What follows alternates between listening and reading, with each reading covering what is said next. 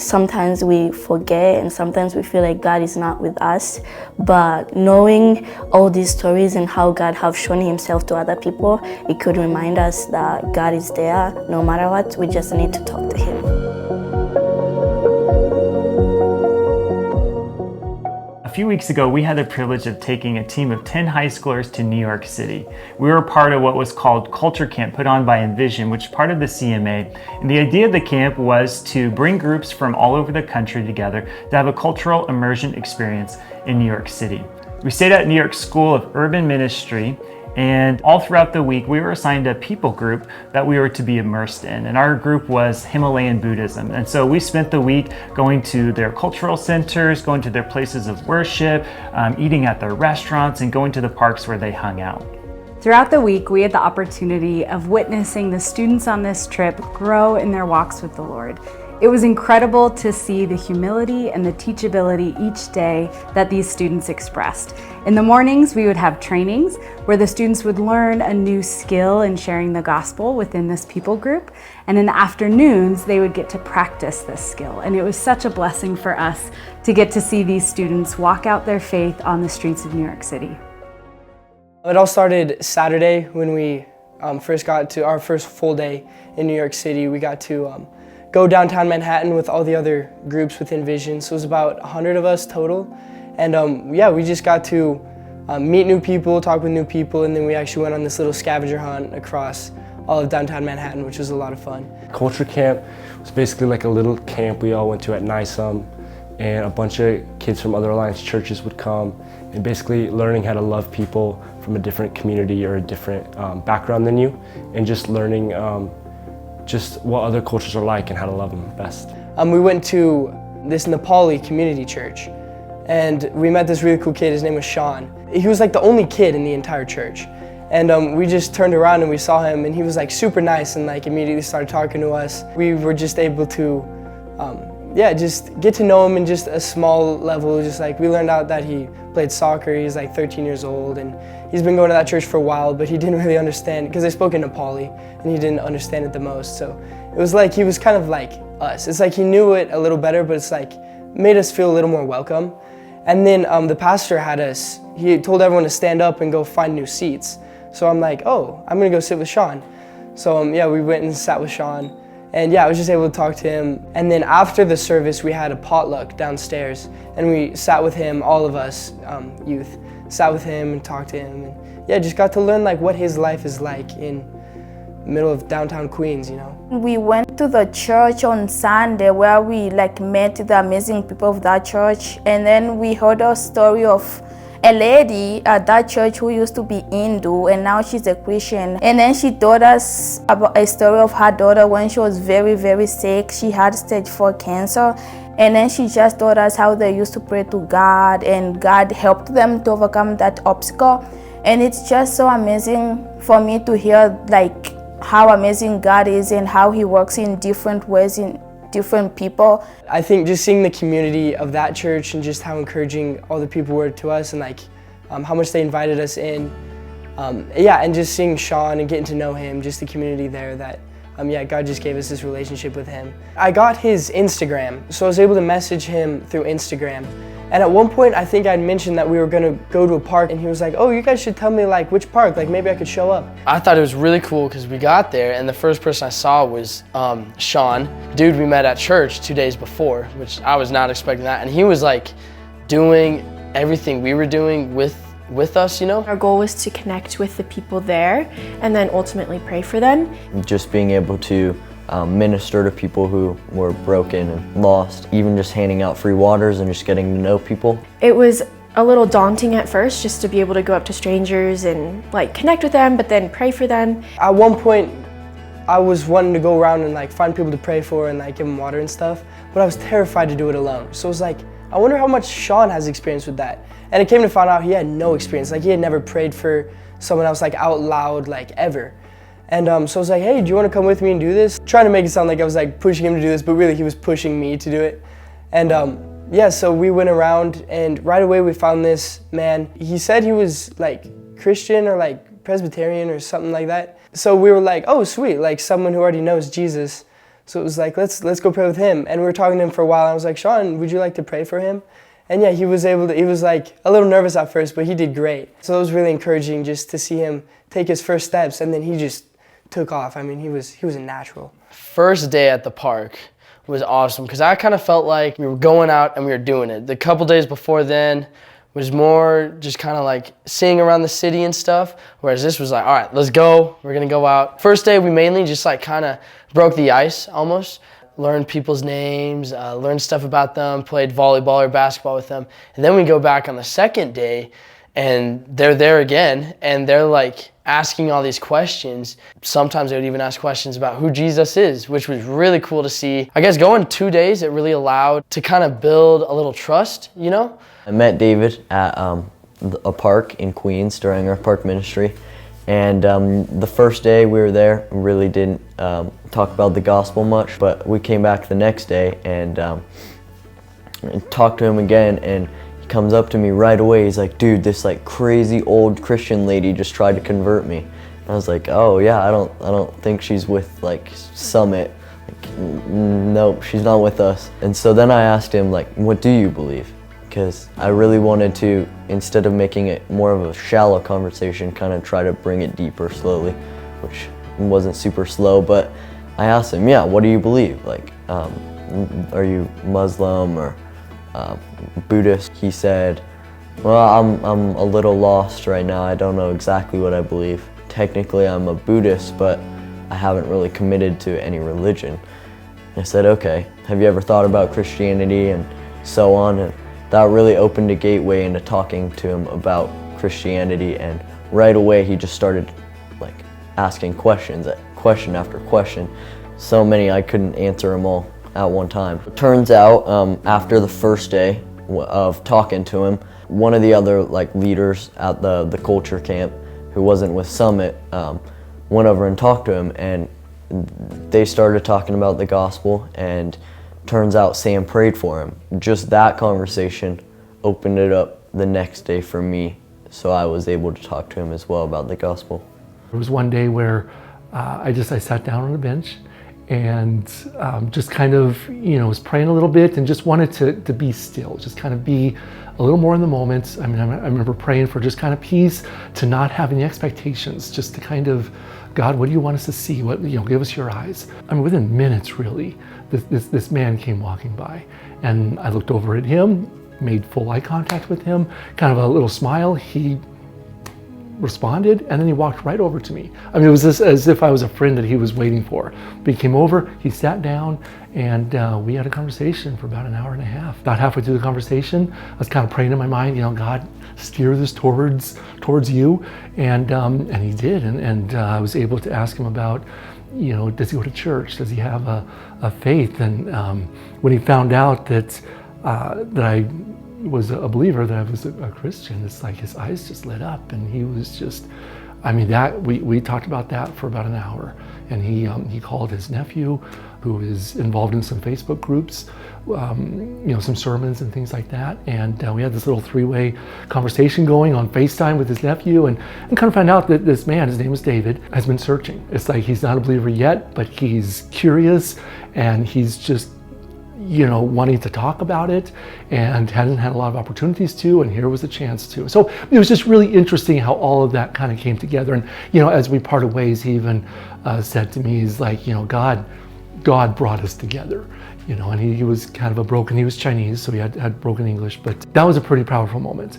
And I feel like, just having this opportunity to just, again, be still and to look around kind of led to that. And we still text, and I've been involved in some of their Facebook groups. So I don't know where it's going, but it was a really neat experience. We were going to this community center to serve and just help them out with anything they needed. And there was this volunteer named Tenzin, and she kind of just followed me around, and I thought it was kind of cool, but I saw it as an opportunity to minister to her. So I just kind of talked to her about faith, and she quickly changed the subject and didn't want to talk about it. So I just talked to her about life and stuff, and so she followed us to the park, and we were praying for people at the park, and she just continued to stick with me. So then I hoped she would come back the next day, and she did. She told me that she saw something different in our group, and she saw the way that we loved her, and she didn't know why, and she said that she could trust us, and she just saw like real joy in our group, which was really powerful. And so I asked her if I could pray for her, and she said no the first time, but the second time I asked and she said yes. And so I prayed for her, and by the time I looked up, she was in tears. So I saw God move in that. We invited her to dinner, so she came to dinner with us twice, and that was cool because we saw a group of Buddhists, and she said she was Buddhist, and Malia went up and just talked to them, and she saw how we did that, and she's like, oh, wow, that's cool. So I think she just saw the way that us Christians like acted differently. In the monastery, the Buddhist there was talking about how their ultimate goal was to find true happiness and to like put aside all distractions that keep them from that.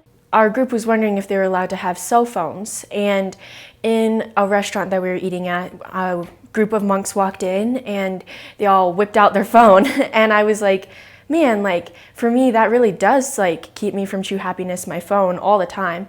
So I just went up to them and asked like, what makes you allowed to do that, and like who decided that ultimately, because it's a pretty big decision because they live so simply otherwise. And they were just saying that like it's really a choice, and you can only use it like for the benefit of others. So like using directions to find someone they can pray for, or going to a hospital for someone who's dying. And that was really cool, just to like, I don't know, just have the boldness to go up to ask a question I had. At our morning training time, and this man named Dawood came like in front to tell us, his testimony. So he was from Senegal. He used to be a Muslim, and when he was like 14 years old, he went to this boarding school where his roommate was a Christian. He got to thinking, he was like, he is having a great life. He's, happy. He doesn't like do all these bad things. Maybe the way my dad taught me was wrong. So slowly by slowly, his friend like influenced him to go to church. And when he went to church, he actually like was like, what, I think I want to be a Christian. He, his family kicked him out, and his dad like threatened him. He was like, I'm gonna kill you. Even if I were to kill you, I wouldn't regret anything because I have other sons. He was like homeless, hopeless. He didn't know what to do, and he was like laying down and just being like, God, ever since I became a Christian, my life have been horrible. No one wants me. I don't have any friends. I just feel like you haven't shown yourself. I think now I'm just gonna go back and be a Muslim. When he said that, he like saw a light in the sky where he like saw somebody come, but he couldn't see his face because there was like light. And like after the sky was closed, he said, I'm Jesus in the sky. And after that, he felt relief. He felt as if God was there, and God heard his prayers, and Jesus was with him, and he was alive.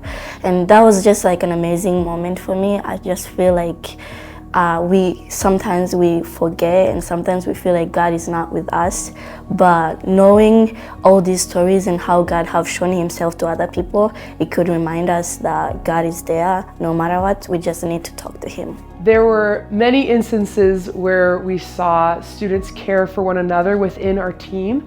In one of those ways, it may seem small, but I think it was a really sweet story. It was at the beginning of one of the many amazing international meals that we got to share together.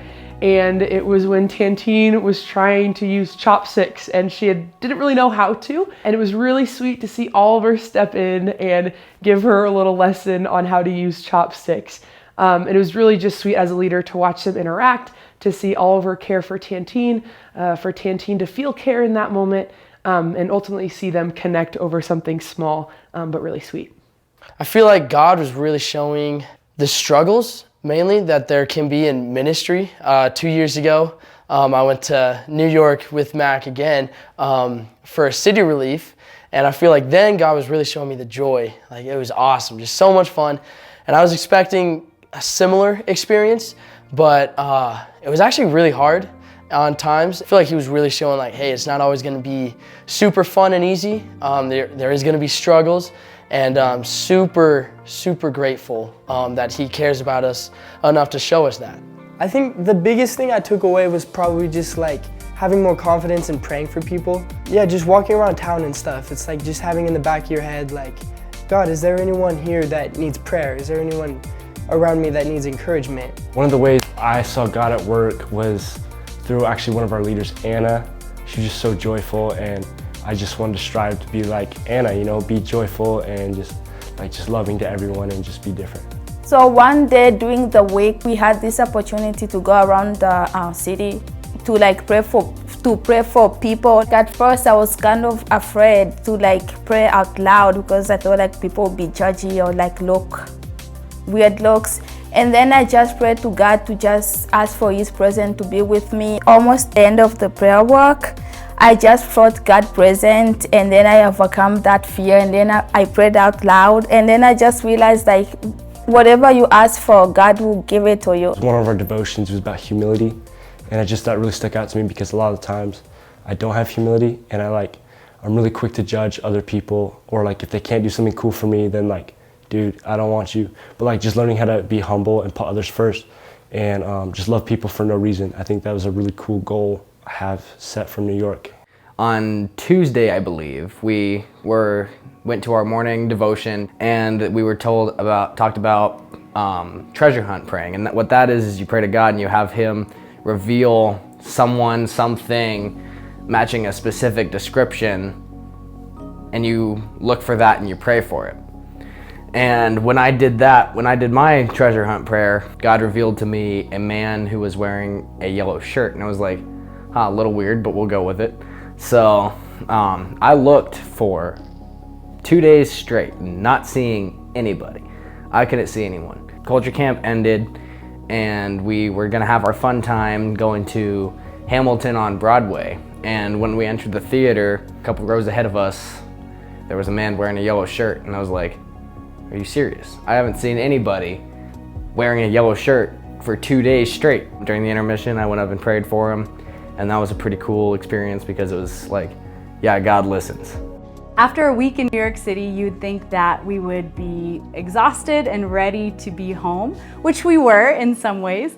However, as a team, we were stuck in the LaGuardia airport for about 24 hours and then in Dallas for another day. Unprompted, these students took steps towards others in the airport to have meaningful and spiritual conversations with them. One story in particular that I think of when I think of that time was when Margaret, Tantine, and Sandrine had an extended conversation with a gentleman who was just sitting in the airport by himself. We were waiting for the flight to come.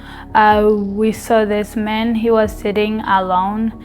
I saw him and I really wanted to talk to him. So I said hi and kinda invited Sandrine, Margaret, and Oliver. His name was Cheka, he's from Senegal, and he sounded really nice. He was very welcoming, and he had a big smile on his face, and we had a really good conversation. We got to know him. He's a Muslim. I kinda asked him how he thinks about Christians, and he was he has nothing against Christians. We kinda asked if we could pray for him, and he said yes. So we started praying for him. It was just really sweet to see them interact with him personally, but also tell him about the Lord and who Jesus was, and doing it out of their own desire, nothing that we had asked them to do. After that, we kinda hopped in the airplane, and when I was walking to my seat, he saw me and he was smiling, and he told me, don't forget about me when you go home. Still, keep praying for me. The students continued to express and show the love of Christ to the people around them. They used those delays as an opportunity, and they approached individuals and asked to pray for them. They had conversations about the gospel with individuals. They were so incredibly intentional, and it was such a proud moment for us as leaders to just see these students go out there and be bold in their faith and continue to share, even though there were some discouraging travel delays. What I learned through New York was that planting seeds is really important, because if the seed isn't planted, then nothing can grow. And I think God is just showing me that staying consistent and just trying to be attentive to the Spirit, just waiting to plant seeds. And even if I don't see the outcome of that, the seeds are what's important. don't waste your opportunity that God gives you, because there's opportunities everywhere to share the gospel, and if you sit on your couch all day and waste your opportunities, I mean, you're wasting a chance God could use you.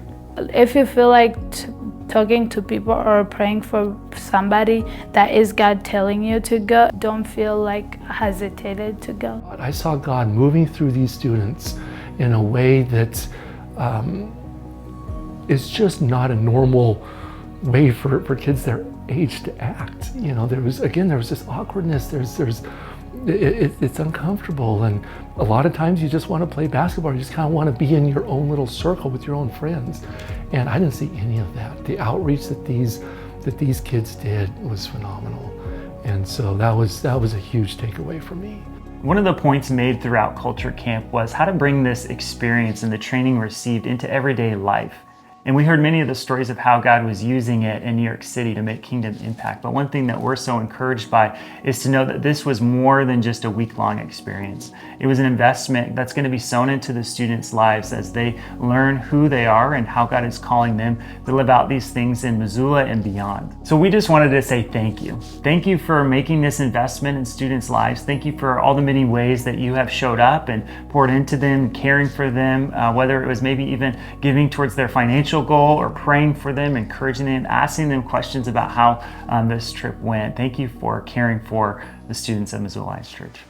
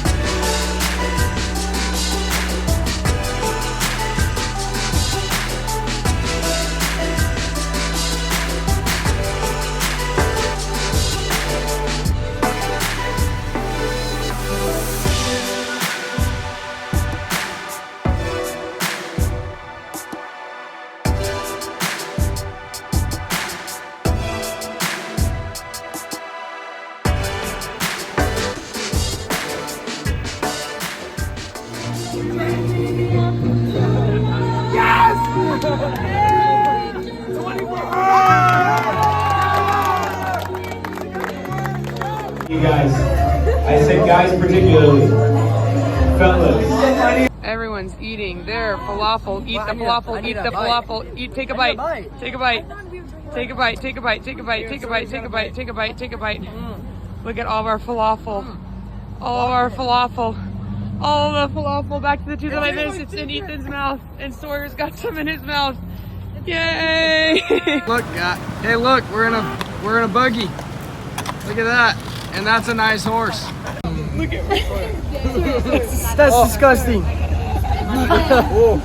Can we just take the photo? That is horrible. All right, ready? Look at all of them. All right, we got the squid right here. Salted and peppered, for your information. With preserved vegetables and rice. There it is. Okay. Whew. That's a nice chomp. Give it a good chew. Oh. Can I taste it too? Do I have to swallow it?